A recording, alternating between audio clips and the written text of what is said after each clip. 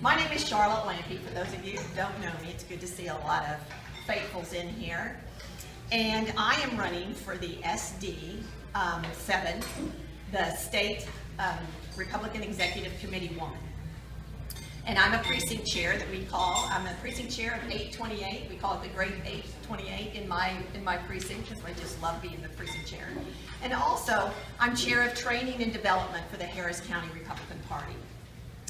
As a third generation business owner, and a native Houstonian, I am the owner of Charlotte L. Lampe Interiors, which concentrates on medical facilities and residential and commercial properties and interior design. And I have been really blessed over the last 11 years that I've gone on my own to have the resources, the time, and the energy to go and be involved in the SREC. So I'm going to have an open schedule that I can do as my own, and I can make sure that that commitment is going to be first and foremost. My contributions throughout our community have been really with some vital organizations. I want you to know that you're looking at the first woman captain in the Cypress VFD. I was a woman captain in the fire department. I had 26 men and women under my command.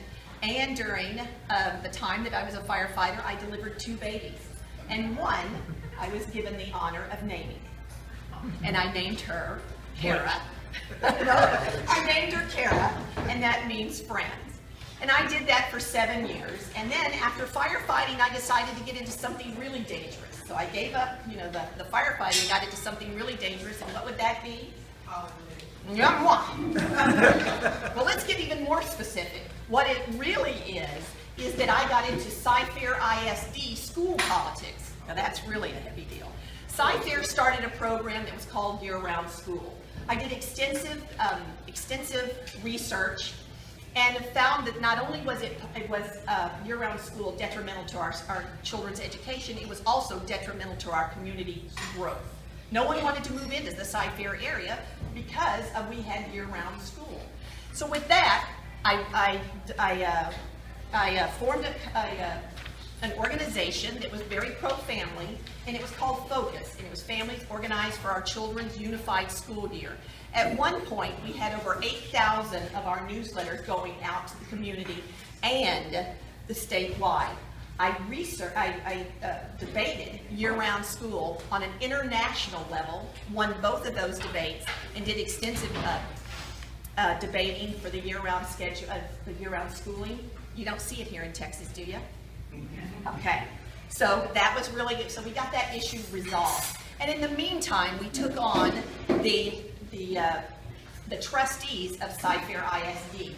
And within 5 years, we replaced each one of the trustees. And we did that without any PAC money, without any slates, and without any special interests. I was part of a group that we got to motivate parents to really get out and get involved in that. Cypress being one of the largest school districts, we actually moved everybody in the direction of really having an impact on what they were going to do with their children's education.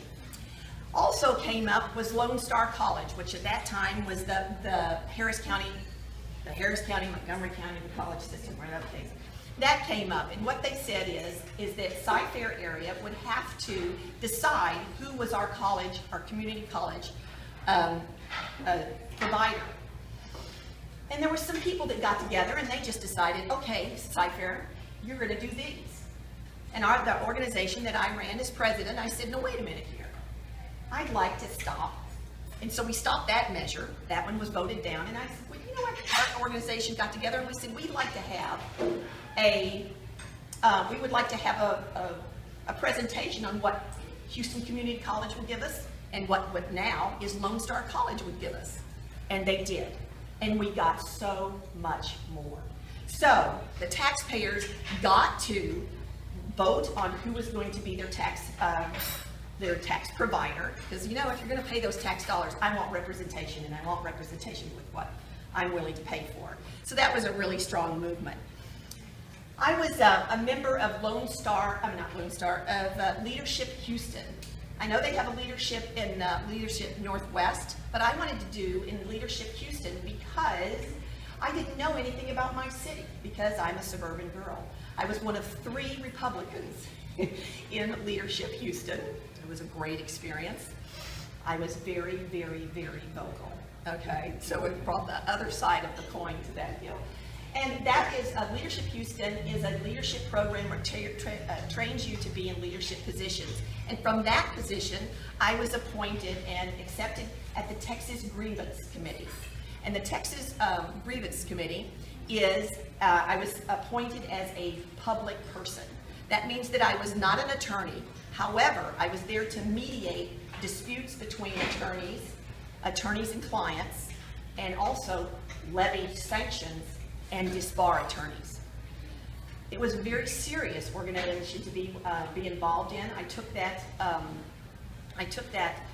organization and my involvement with that very seriously.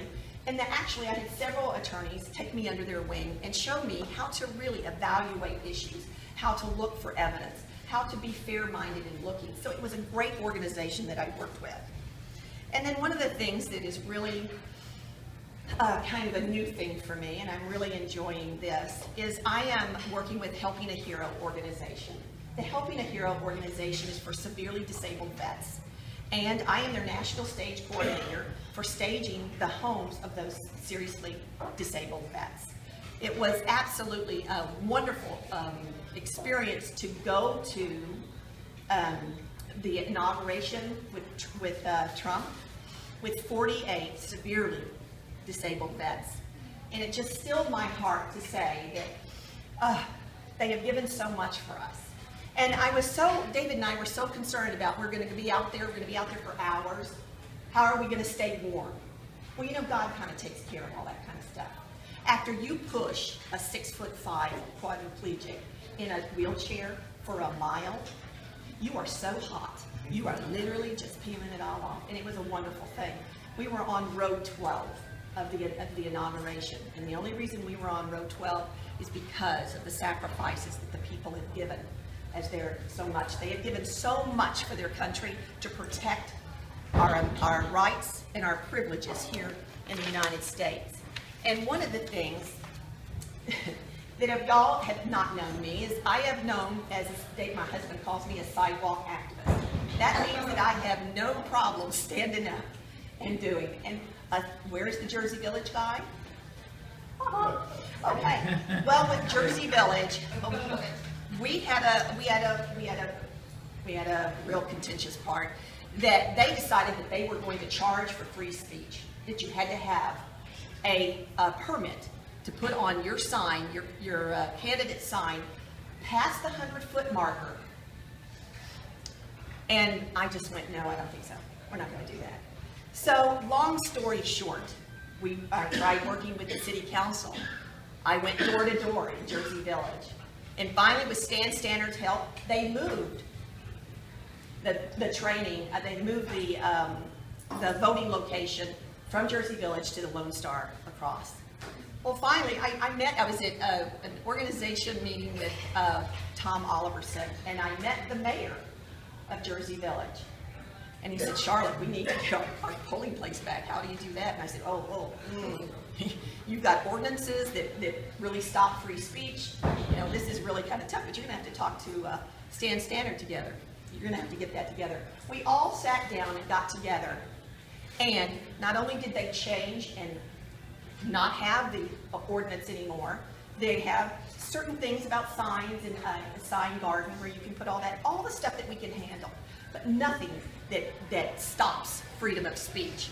And now, today, I'd like to say, I'm proud to say that the mayor, Justin Ray, is supporting me and endorsing me for this race for the SREC. So we went from a contentious, I'm not going to not put my stone in the ground, to, hey, Charlotte, thank you very much for what you've done. And that's the way that I always like to approach things, is how, even though it's contentious, when you fight a fire, everything else just seems to kind of melt away. So nothing is really as tough as that. So I wanted to tell you that where it's not really necessary to be a precinct chair, I think it's really critical to be a precinct chair in the SREC. I will be the only precinct chair that's running in this race so far. Mark Ramsey, who just came in, has decided not to run for re-election. And I think that that would mean that we need that connection. Why is that connection so important for a precinct chair? Because of the direct contact that we have with precinct chairs, with voters, and the Republican Party, and how we work and how we go through that. And also, I'd like to state that there's also a geographical difference. Here we are in the Cy-Fair area. How many people are in the Cy-Fair area here? Okay. Well, the dedicated Republican that is running against me is from up north, the same as Mark is up north. I think that we really need, geographically, we need support and we need representation throughout the entire SD district. That is, I think, maybe a rough figure of 800,000 people of representation. We don't need all the representation in one area when we need more throughout the whole. And also, I'd like to say thank you to Sarah Singleton. She is not running, but I'd really like to give her a big shout out that she was a very good member, and we really appreciate that. When I went up to the SREC meeting in the beginning of April, I went up there to see where I could, if and how I could contribute. And I went to all the committee meetings and went in there and checked in there. And I sat in one meeting, and I had my, all my the manuals that we've done. As a chair in training and development, we have formulated 7 manuals on training and development. And we started talking, and the chair looked at me and he said, "Oh my gosh, if you chaired a committee in Harris County, you could chair one here." And I said, "Well, let's not jump up, but let's see if I can get elected first." But he said, "Oh my gosh, Charlotte, one of the things that we're seeing, and we're getting requests from all over the state, is training." He said, "Are you really connected to training?" But you know what? It was one of those things where you stop and you look up and you say, "Okay, God, I know that was you." Because I have seen the difference that we've made on training for Harris County Republican Party. I've seen people empowered. And we need to empower people on the state level. Is there anyone that doubts me in this room that says, we're here for the Republican Party, we are going to get people at the ballot box? Because the battle is not going to be about, okay, we're going to the convention and we want to keep the platform. Yes, the platform is in good hands. But I tell you what, if we don't win at the ballot box, there's going to be nothing to protect. And we won't have anybody to keep accountable. So the one thing that I want to stress today is that we need the SREC to be connected with all of us here. How many people have I talked to that don't even know what the SREC does? We need to change that. And like I've changed in Harris County, I've changed that where we didn't have any training 4 years ago. Now with the 12 people that I work with that are so dedicated to work, we have now got a great comprehensive program that people are using around the state. I'm really proud of what we're doing. And I think on a state level, I can bring that enthusiasm, I can bring that direction. Because I've gone through some pretty where people say, well, no, just tell me no. Yes, I'm going to hear to tell you yes. So one of the things is I have is some of the connection suggestions that I'd also like to know. Is I would also like you to know that the SREC reports should be, for the precinct chairs that are here, that should be part of your packet. So you should be completely connected with what we're doing on the SREC level. That would be good.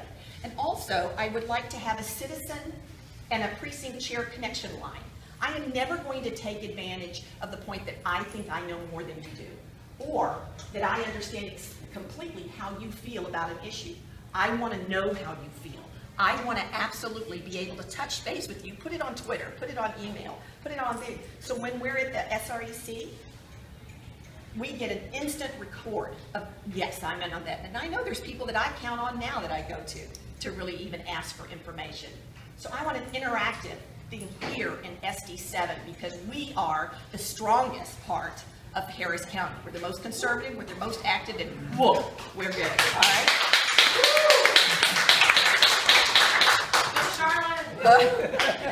So one of the things I would like to ask for your vote, I'd ask for your support, And thank you for all the people that have touched base with me. I really appreciate it. And I really want to actually tell you, we do need to keep Texas red, but we also need to keep Texas ready.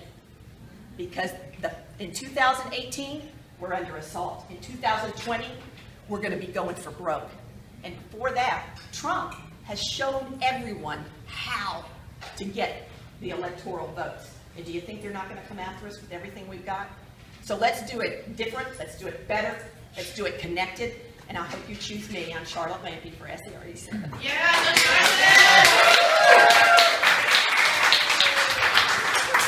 Can we take some questions? I will love to take some questions. How much do you get paid for being on that? The same that I get paid for being chair of training and development. Just wanted to be clear. Yeah, yeah. Lots of No, it's, I guess I just get, you just get paid in pride. I just think it's a sense of commitment. I'm just going to clarify, because you asked for a vote, precinct chairs or people at the convention, delegates at the convention of the Lanes, are going to have that opportunity, correct? And we're going to have, you wouldn't be running for whoever you're running, there's a chairman and a chairwoman from each district. Yes, there is. Thank you. Okay. Yes. What she was asking is that I'm not running against Mark. I'm running, a very dedicated Republican is running against me. And so it's always going to be positive with me. So, but Mark is, I think, the only one at this point that we know about. And I have an opponent. And so, but they're separate races. So tell us a little bit about what SREC does. Okay. Well, there's six standing committees, and they go from finance to party organization. There's finance. There's they actually, what they do is they are the board of directors for the operations of the party, and also they're the gatekeeper in between for the conventions. Chris. Relative to precinct chairs, I moved into the Cypress area about 5 years ago, and I just learned who my precinct chairman was this past election cycle. That's a problem. Is that something that your position might be able to help address in terms of communicating that out? Because I pride myself on being an active, conservative Republican guy. And I am so glad you're here. It would have been much more helpful if I had, it's stupid me, I should have reached out and contacted the party as well. But I guess my point is, it should have been more proactive, the party coming to me instead of me coming to the party. Does that make sense? Yeah. Do you know what? I think that we're all volunteers, and I think for all the precinct chairs in here, they would really share that it's the most glamorous job in the world. And we're all volunteers with all of that, and I would suggest that you take the initiative to get, and I will hook you up with who your precinct chair is, give you contact information. What? Bill Healy, I found out. Oh, okay. Oh, he's a great guy. Yeah. Okay, he's a great guy. Yeah. So you're missing a great opportunity. He would love to have you, and he's a great guy. So I'm glad you're here and that you're going to hook up. That's a really good thing. Let's just set the record straight. How many delegates do we have here that are going to the convention? Okay, so we got an involved group here, don't we? Yeah. All right. So. Any other questions? All right, Charlotte, thank you.